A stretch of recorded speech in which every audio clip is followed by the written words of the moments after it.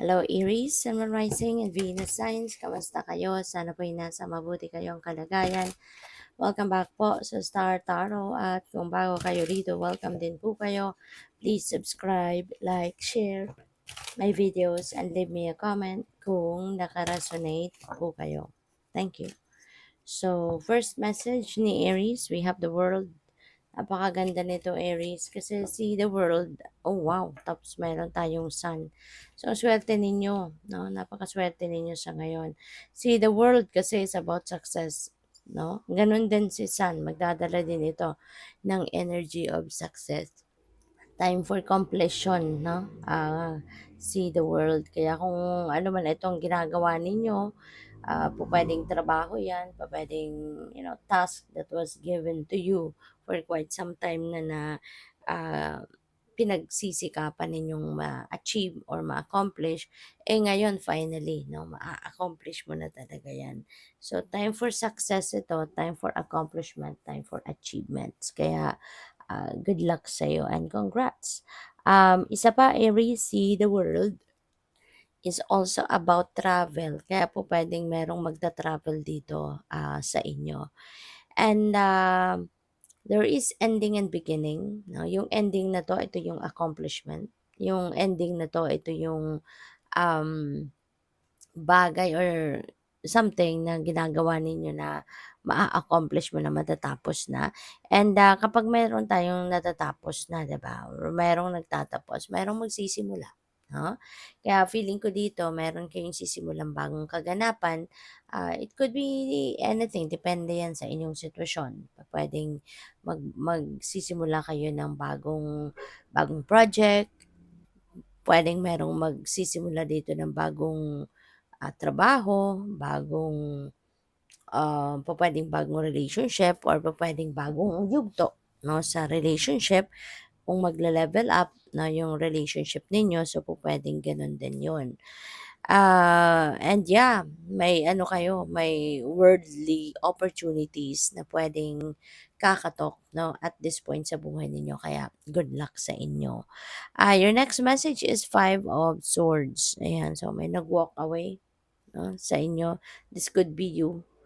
Maaaring ikaw ito, nangingiti-ngiti ka kasi baka, feeling mo nag-ano ka, nagtagumpay ka, 'no?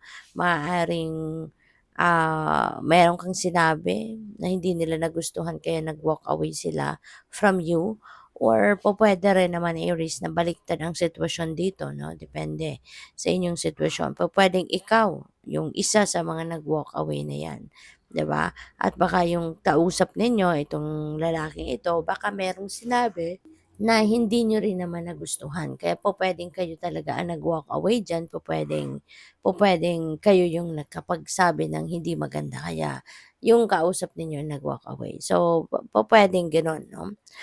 We have the sun. So, see the sun is very optimistic energy. No? Napakasaya, 'di ba? Kapag maliwanag, maganda ang pakiramdam natin. Kapag maliwanag ang paligid, ano tayo, energetic tayo. Kapag maliwanag, excited tayo, 'di ba? So, gano'n ang magiging sitwasyon ninyo. You will be feeling excited, you will be feeling enthusiastic, yung ganyan, masigla, ganyan, ano. And si the sun din, no, this is swerte. Merong hatid ito na swerte sa inyo, sa iba't ibang bagay, no. Kahit doon sa mga kung meron man kayong mga pinagdadaan ng mga dark circumstances, with the sun energy, matutulungan kayo nito na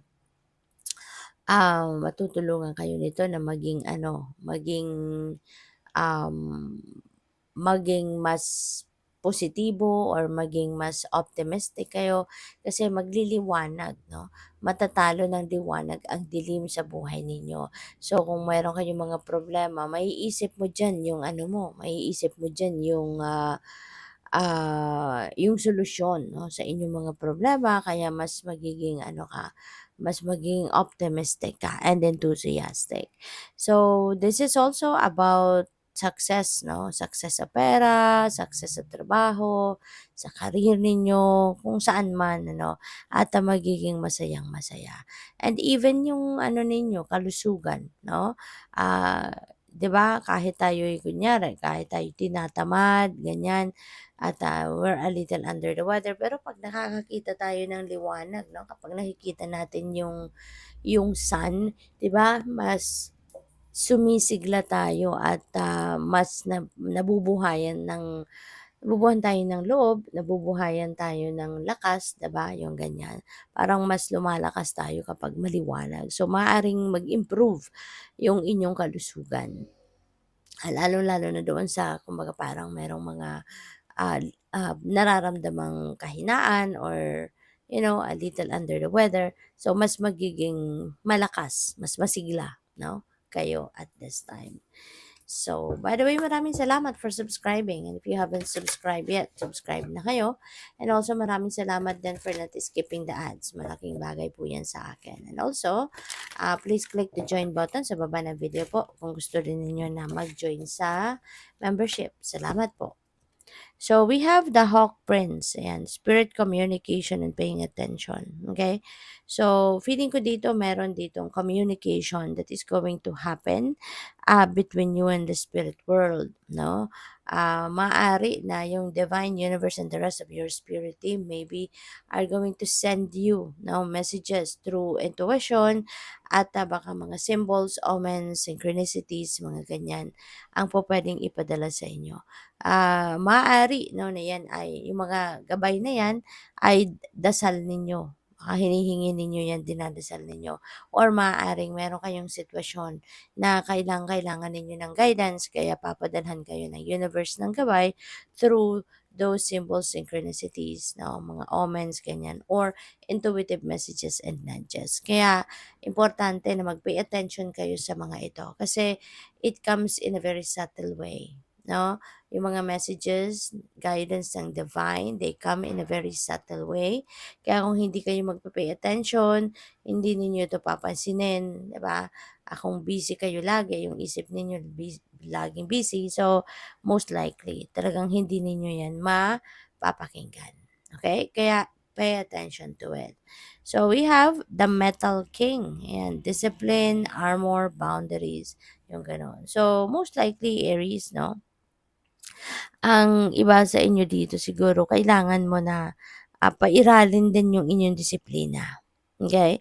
Ah, Kasi baka alam mo yun, inaabuso na kayo ng mga tao pero okey lang sa inyo, 'di ba?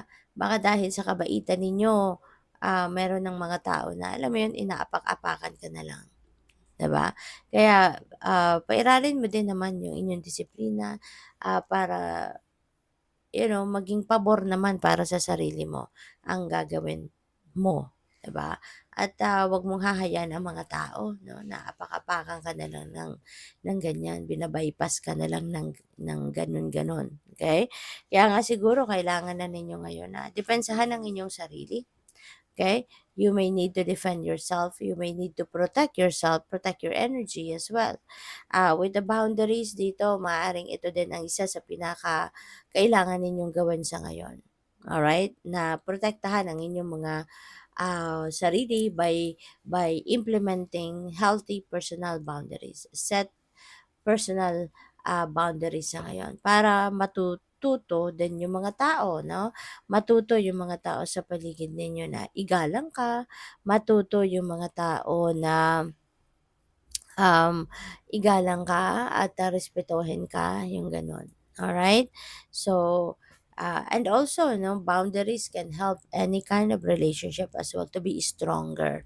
Kapag ikaw ay nagsiset ng boundary, yung mga tao sa paligid ninyo, 'di ba? Maaring ibalik nila yung paggalang sa iyo or maging aware muli sila, no, na kailangan mo din ng paggalang, kailangan mo ng respeto. And that helps your relationship to be stronger. Kasi pati ikaw, 'di ba, mas maa-appreciate mo din yung ginagawa nila sa'yo. So what else? We have the Ice Queen. Ayan. So parang ang iba tinatamad. no? Maybe ang iba sa inyo tinatamad talaga. Maaaring baka parang gusto mo lang muna na magpahinga, gusto mo muna na wala ka munang gagawin. And understandable naman 'yon kasi galing kayo sa tagumpay, with the world energy, 'di ba? There is tagumpay, there is success diyan, there is accomplishment. So maaring napagod kayo, no? You have exerted a lot of effort para mapagtagumpayan mo 'yan. Kaya siguro napagod kayo. Kaya deserve mo din naman ang pahinga. Okay? So, okay lang 'yan. Kasi kailangan mo din naman ngayon na mag-replenish, kailangan mo din naman ngayon na mag-rejuvenate at makabawi muna yung katawan ninyo from the pagod, 'no? So, good luck sa'yo. Thank you for watching. Love and light. Namaste.